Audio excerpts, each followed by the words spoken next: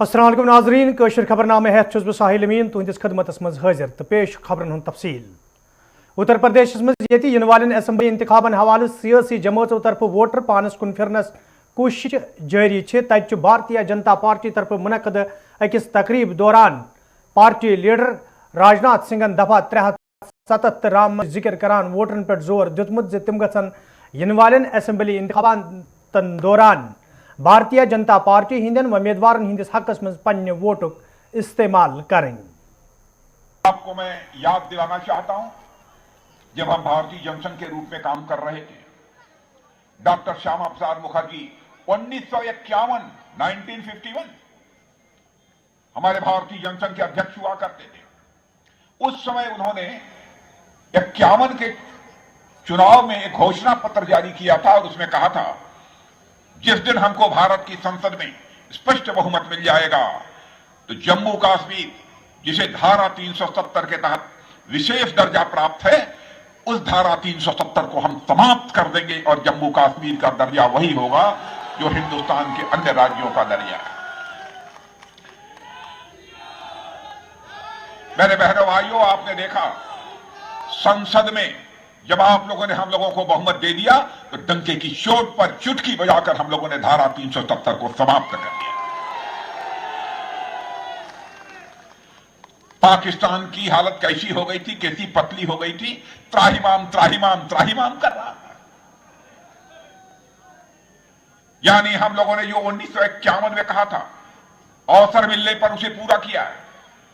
हम लोगों ने कहा था, उस समय भी हम कहते थे कि भारत का विभाजन धर्म के आधार पर नहीं होना चाहिए, लेकिन हो गया। एक भारत बन गया, दूसरा पाकिस्तान बन गया। लेकिन बहुत सारे हिंदू, सिख, ईसाई, पारसी, यहूदी जो भारत के मूल निवासी थे, वह पाकिस्तान में रह गए थे। उनका धार्मिक उत्पीड़न हो रहा था और के लोग कहते थे कि जाओ तुम भारत में रहो, तुमको पाकिस्तान में रहने का कोई अधिकार नहीं है। मैंने भाइयों, हम लोगों ने फैसला किया कि इसके लिए हम कानून बनाएंगे। हमारा हिंदू होगा, सिख होगा, ईसाई होगा, यहूदी होगा, पारसी होगा, जो भी भारत का मूल निवासी है, यदि पाकिस्तान, बांग्लादेश और अफगानिस्तान में उसका धार्मिक उत्पीड़न हो रहा है तो उसे हम ससम्मान भारत में नागरिकता प्रदान करेंगे ताकि वह सम्मान की जिंदगी जी सके। और इस काम को भी चुटकी बजाकर हम लोगों ने कर दिया। 84 से 1984 से बराबर हम लोग कहते रहे, हमारी सरकार बन जाएगी तो हम ऐसे हालात पैदा करेंगे कि अयोध्या की धरती पर भव्य राम के का मंदिर खड़ा हो गया। हमारे कांग्रेस के, सपा के, बसपा के ये लोग कहते थे, ये बराबर भाजपाई जनता की आंखों में धूल झोंकते हैं, झूठ बोलते हैं, ये राम मंदिर कैसे बना देंगे, इन्हें कल्पना ही नहीं। लेकिन बहनों भाइयों, आपने देखा हालात बदल गए। अब ऐसी परिस्थितियां हो गई हैं कि अयोध्या की धरती पर भव्य राम मंदिर का निर्माण होते हुए प्रत्यक्ष आप अपनी आंखों से देख सकते हैं। यानी हमने जो कहा वह किया। भरोसा रखना, हमारे यहां व्यक्ति गड़बड़ हो सकता है लेकिन पार्टी गड़बड़ नहीं हो सकती। व्यक्ति गड़बड़ हो सकता है लेकिन पार्टी गड़बड़ नहीं हो सकती। भारत अब कमजोर भारत नहीं रहा है, भारत अब दुनिया का ताकतवर देश बन चुका है।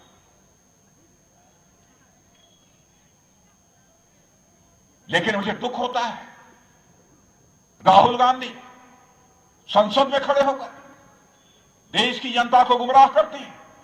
कहते हैं लद्दाख बॉर्डर पर गलवान में भारत और चीन के बीच जो संघर्ष हुआ था सेना के जवानों के बीच, उसमें भारत के सेना के जवान ज्यादा मारे गए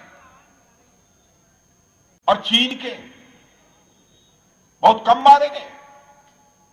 यानी चीन का जो अखबार ग्लोबल टाइम्स है, सरकार का अखबार है, सरकार का मुखपत्र है, उसने लिख दिया, उसको सही मान लिया और संसद में खड़े होकर बोल दिया।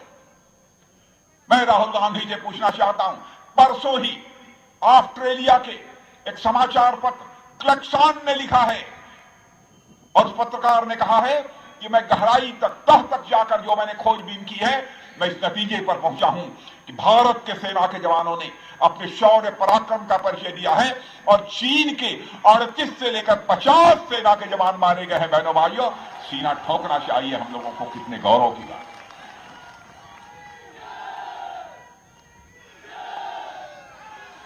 यह है भारत की ताकत, यह है भारत की ताकत। श्रीनगर किस जकुर इलाकस में आज तम सात फोर्सेज एहलकारन तो मिलिटेंटन दरमियान झड़प सपजम फोर्सेज एहलकारों तरफ इलाको घेर करना आव। वन फौज CRPF तो SOG एहलकारों तरफ मुसद्दिक इतला मिलनस पे रज दौरान जकुर इलाको घेर करना आमुत। यथ दौरान इलाकस में मौजूद मिलिटेंटन तो फोर्सेज एहलकारन दरमियान गोलियन हुंद तबादुल सपुद। गोलियन हुंद तबादुल ये आज सुबह अंद वो तत झड़प दौरान पुलिस तरफ 2 मिलिटेंट हलाक करनुक दाव करना आमुत। यह जन फौज सपदमितन मिलिटेंटन निश हथियार बरामद करनुक पुलिस तरफ दाव करना आव।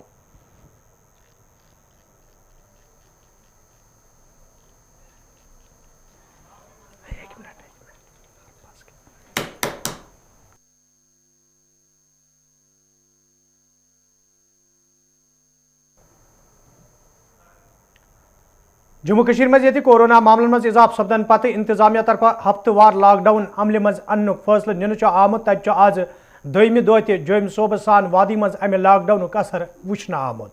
वादी हंदिस जिले कुलगाम, अनंतनाग, शुपियां, पुलवोम, गांदरबल, बडगाम, बंडपुर, वरमुल तो कुपवारिस मज ये लॉकडाउन दौरान कारोबारी इदार बंद तो सड़कन पे गाड़ियों हुंद युन गन कम काच वुचन आव। तत शहर श्रीनगरस मज सूरत हाल यकसा वुचन आम। यथ दौरान आम जिंदगी थाम सपज। हपर जोम सोबस मज लॉकडाउन असर वुचन आमुत। यथ दौरान कारोबारी इदार बंद तो सड़कन पे गाड़ियों हुंद युन गन मुतासर वुचन आव।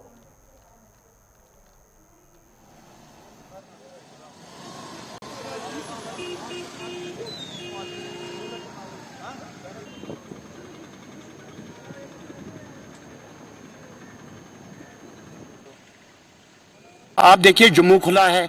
आप इस समय देखिए दिल्ली अगर खुली नहीं होगी या कोई भी आप यूपी जाइए, किसी भी स्टेट में जाइए, अगर वहाँ पे खुला नहीं होगा, जो भी आप कहेंगे उसके लिए मैं जिम्मेदार हूँ। आप देखिए सिर्फ डिस्ट्रिक्ट कुपवाड़ा देखिए, पूरा कश्मीर बंद पड़ा है इस वक्त।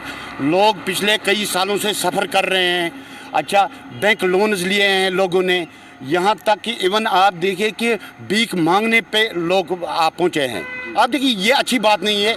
हमारी ये डिमांड है कि पूरा खुला रखा जाए, बस SOPs फॉलो किया जाए, बस ये लॉकडाउन यपर आज डोडस में सुबह मार्केटस में चहल पहल वुचन आई। तत दुकानदारों तरफ वन आमुत इंतजामिया तरफ लॉकडाउन हवाले कह जान फराहम करने यम किन दुकानदार तो आम लूक मुश्किल मज हेन ये जन दुकानदारों तरफ जिले इंतजामिया मंग करना आई हफ्तवार लॉकडाउन अमल मज अन्न ब्रोह ग लूकन तो दुकानदारन जान फराहम करने युद्ध जन तम मुश्किल मज हेन इन।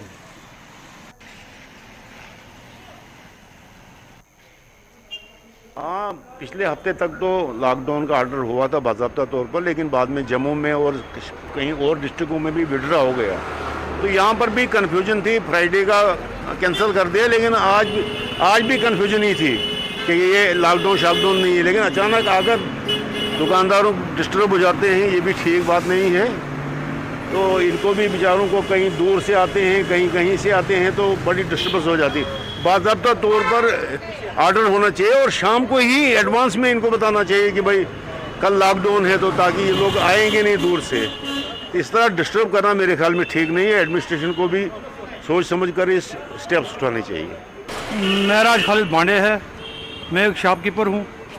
ये जो एडमिनिस्ट्रेशन का रवैया है, मतलब है कि जब भी इन्होंने लॉकडाउन लगाना होता है, इनको चाहिए था कि एक दिन पहले ये अनाउंसमेंट कराते कि कल के लिए लॉकडाउन है।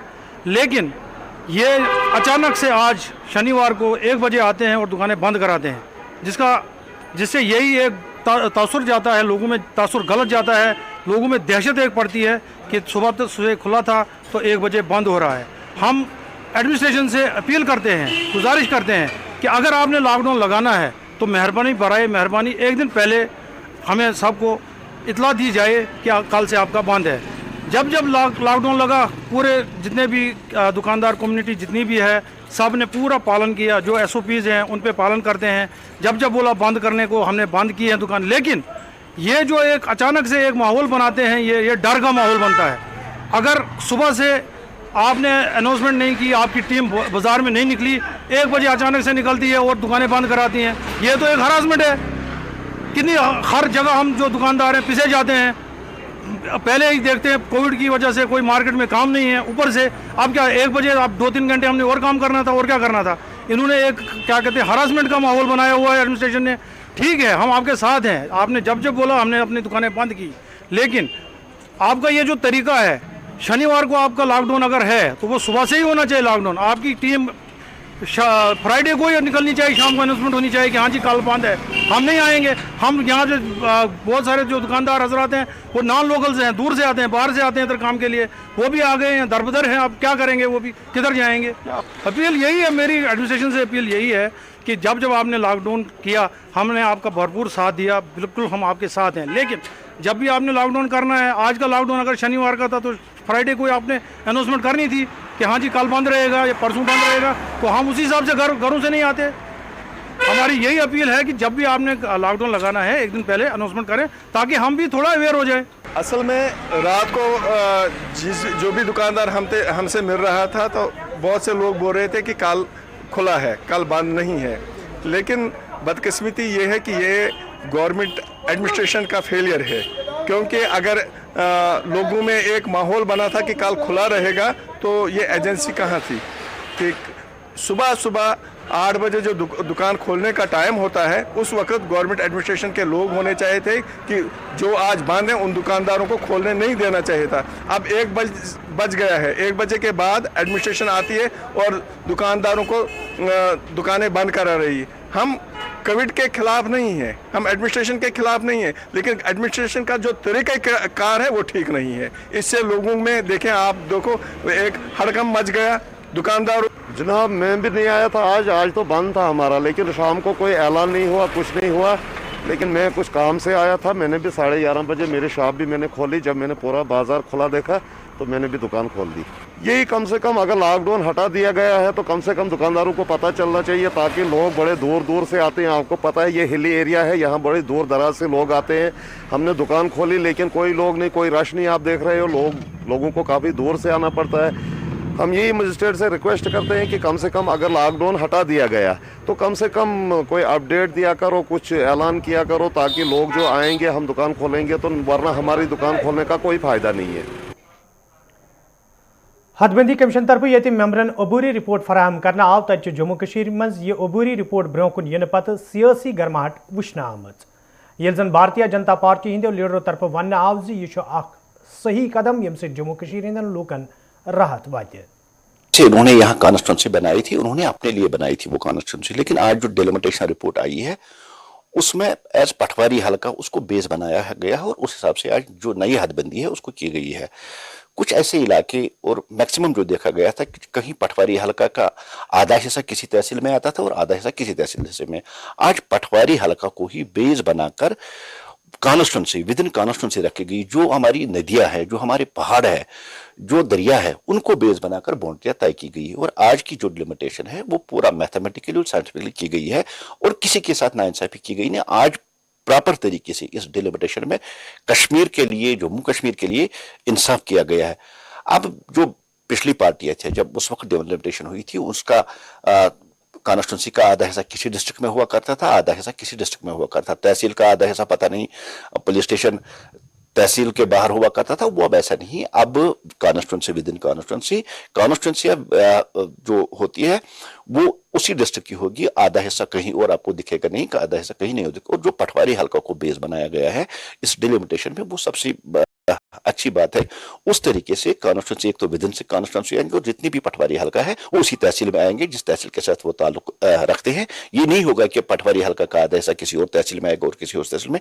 मेरा इतना कहना है कि आज की जो डिलिमिटेशन है पूरी साइंटिफिकली, पूरी मैथमेटिकली इसको किया गया और आज लोगों के साथ इंसाफ किया गया और इक्वलिटी और पैरेललिटी इसमें दिखाई गई है। ये सबसे बड़ी बात है आज के।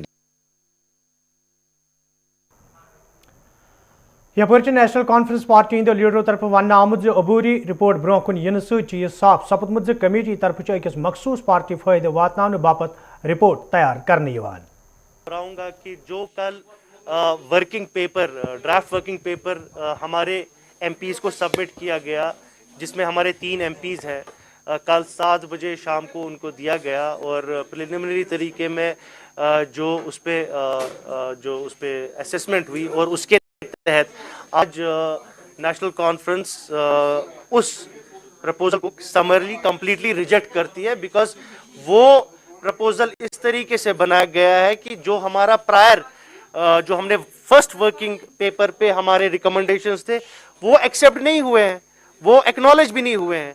सो जिस तरीके से अभी ये प्रपोजल सामने आया है, तो मैं आपके सामने नेशनल कॉन्फ्रेंस का स्टैंड रखना चाहता हूं, जो ये है कि हम इस प्रपोजल को पूरी तरह से खारिज करते हैं। सेकंड प्रपोजल को जो कल आया है, 4 फरवरी को जो प्रपोजल आया है, मैं वही बोल रहा हूँ।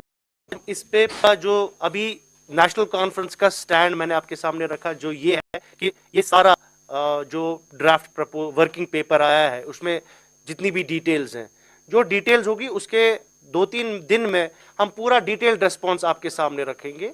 But as of now everything that is mentioned in that we reject it. National Conference reject. National Conference हमेशा तैयार होती है। नेशनल कॉन्फ्रेंस ऐसी तंजीम नहीं है कि पहले घरों से निकल। नेशनल कॉन्फ्रेंस एक तंजीम तहरीक है। बट लग नहीं रहा है, जो इनके मंशा दिख रहे हैं सामने, लग नहीं रहा है कि ये इंटरेस्ट है जमहूरियत को बहाल करने में। जो वादे किए गए थे वो वादे सामने पूरी तरह से नजरअंदाज कर रहे हैं JNK को हर किसी लिहाज से।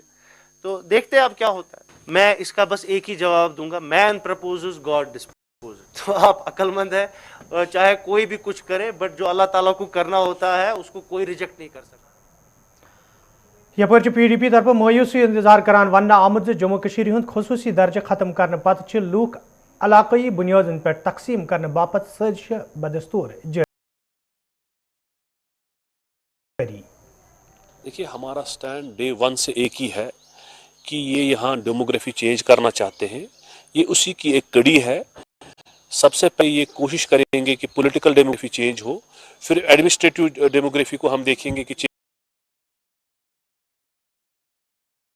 बाय फोर्स, बाय जो है लाठी की जोर पे कश्मीरियों के ऊपर जो है हुक्मरानी करना चाहते हैं। नीलाजुन कंगन गांधरबल के लोगों तरफ शिकायत बावान वन आमद यदवई मकामी सड़कें हिंस खस्ता हली हवाले कई फिर हुकामन जोन इलाकस कुन फिरना आव, ताहम चुना आज ताम कह कदम तुलना आमद यम किन मकामी लूकन सठा मुश्किल वेतरन पेवान। मकामी लोगों तरफ इंतजामिया मांग करना आमद पर आवासन कदम तुलना इन युद्धन लूक मुश्किल दूर करने